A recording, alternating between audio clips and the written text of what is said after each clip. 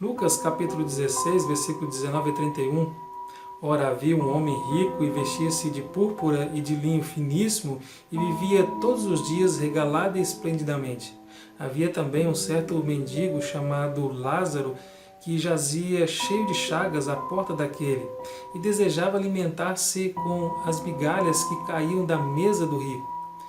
E os próprios cães vinham lamber-lhes as chagas. E aconteceu que o mendigo morreu e foi levado pelos anjos para o seio de Abraão. E morreu também o rico e foi sepultado. E no inferno ergueu os olhos, estando em tormentos, e viu ao longe Abraão e Lázaro no seu seio.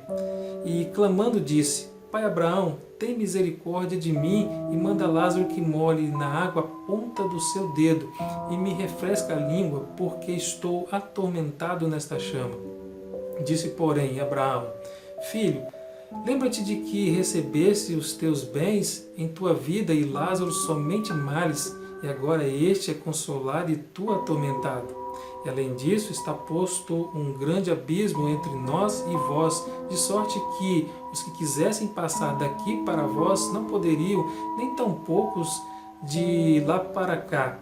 E disse ele: Rogo-te, pois, ó Pai, que o mandes à casa de meu pai, pois tenho 5 irmãos, para que lhes dê testemunho, a fim de que não venham também para este lugar de tormento.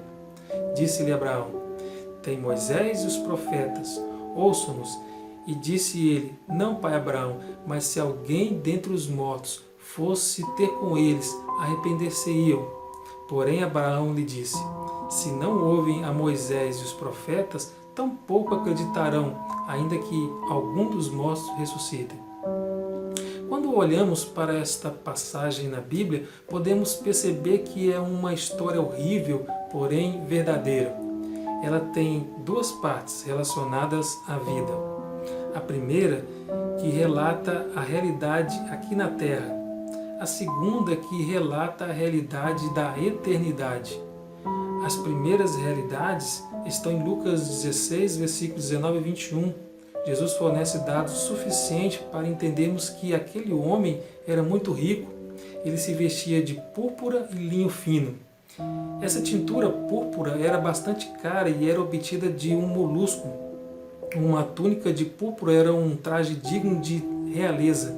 Além das roupas, aquele homem vivia uma vida de ostentação, participando de festas e banquetes diários. Ele não se importava nem um pouco com a condição de seu próximo. Lázaro jazia à porta desse rico e desejava alimentar-se pelo menos das migalhas que caíam da sua mesa.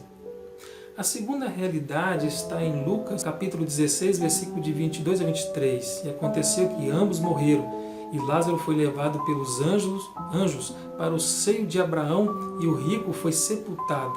E no inferno ergueu os olhos, estando em tormentos, e viu ao longe Abraão e Lázaro no seu seio. Lázaro, que antes era pobre e sofria, agora está em paz na presença de Deus. E o rico, que vivia no luxo e todos os dias dava altas festas, agora se encontra em sofrimento. Eu quero dar um título para essa reflexão como tarde demais. Tarde demais para algumas percepções do rico. Ele percebeu tarde demais como era a sua vida e a vida de Lázaro. Durante o seu tempo de vida, o rico nunca havia atentado para as necessidades de Lázaro. Viveu em função da sua riqueza, com festas, grandes banquetes. Nunca observou que havia alguém ali perto e precisava de sustento e cuidado. Lázaro ansiava se alimentar ao menos das migalhas que caíssem da mesa do rico, porque era grande a sua necessidade e condição.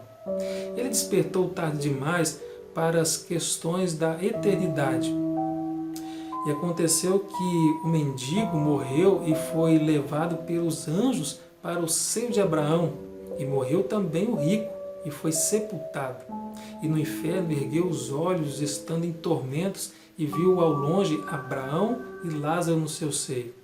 O rico, que nem seu nome é mencionado por Jesus, agora está em sofrimento na eternidade, diferentemente da sua vida terrena. quando estava na terra, era envolvido demais com sua vida de riquezas e festas e não olhava para Deus e nem para o seu próximo. Agora ele olha e vê que há duas realidades na eternidade, uma na presença de Deus no céu e outra em sofrimento eterno longe de Deus.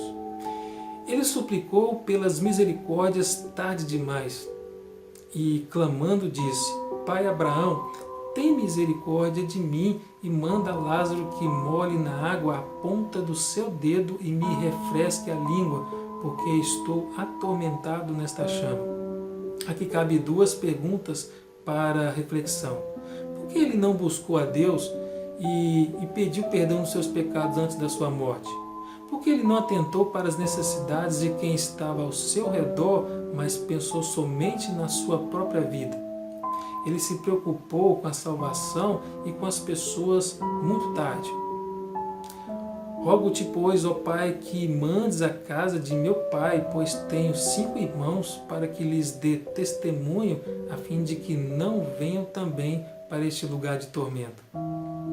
Estamos vivendo, no presente momento, uma pandemia mundial, onde pessoas perderam empregos, empresas fecharam as portas, ou seja, um verdadeiro caos para muitas pessoas.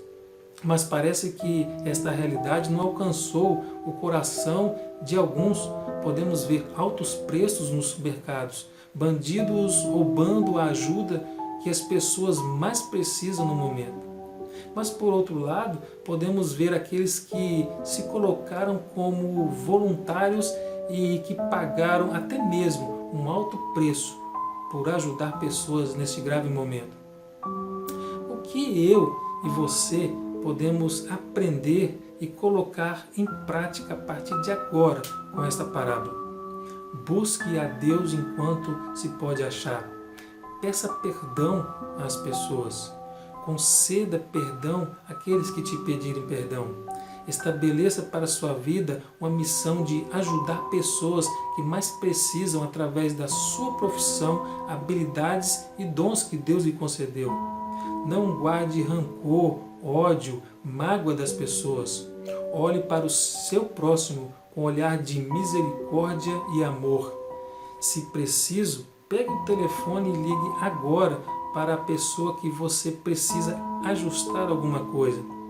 Mas se não der por telefone, vá ao encontro o mais rápido possível. Não humilhe as pessoas. Acredito que nem todo rico vai para o inferno e nem todo pobre vai para o céu. A questão não é ser rico ou ser pobre, mas fazer conforme a vontade de Deus. A palavra de Deus diz em Efésios 5, versículo 14 a 17: Desperta tu que dormes e levanta-te dentre os mortos, e Cristo te esclarecerá. Portanto, vede prudentemente como andais, não como necios, mas como sábios, remindo o tempo, porquanto os dias são maus. Por isso, não sejais insensatos, mas entendei qual seja a vontade do Senhor. Que Deus te abençoe. Um forte abraço e até a próxima reflexão.